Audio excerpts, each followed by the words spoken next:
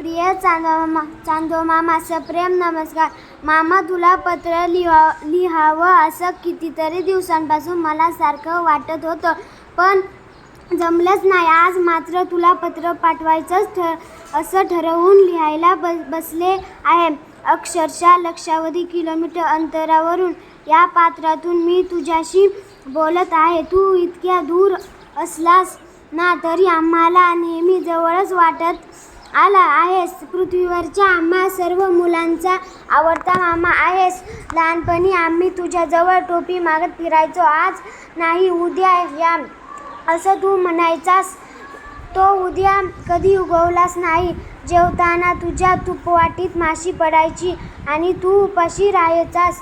त्यावेळी आम्हाला खूप वाईट वाटायचं. निंबोणीच्या झाडाआड तू लपायचास ना, त्यावेळी तुला हुडकून काढण्यात फार मजा यायची.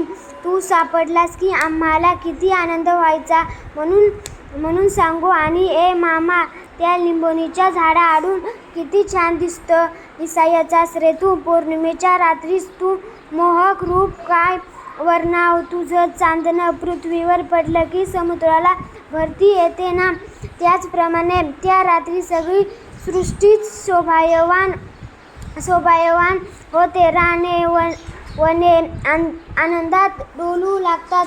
नद्या नाले सरोवर उल्हासाने खिदळू लागतात.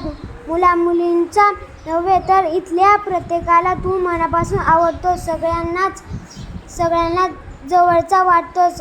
आम्ही माणसं तुझ्या मोहात पडलोय हे काही खोटं नाही. म्हणून तर इथल्या माणसांना तुझ्यापर्यंत येण्यासाठी प्रयत्नांची शिकस्त केली. त्यासाठी त्यानं निरनिराळी यान तयार केली. त्यात बसून तो अंतराळामध्ये भिरभिर फिरला. तुझ्याकडे येण्याचा मार्ग त्यानं शोधला आणि एक दिवस अपोलो नावाच्या यानातून पोहोचलाच की तुझ्यापर्यंत त्या यानात नील आर्मस्ट्राँग आणि एडविन ऑल्ड्रिन होते.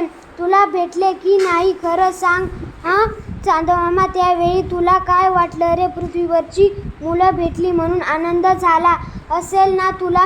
तुझ्यावरून ते आमच्याशी बोलले आणि तुझी भेट झाली म्हणून त्यांना आनंद झाला होता. त्याचं ते बोलणं ऐकलं आणि तुला भेटल्याचा आम्हाला आनंद झाला. चांदोमामा, पृथ्वीवर देखील आनंद आहे रे.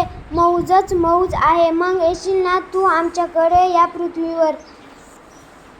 तुझी भाची वंदना.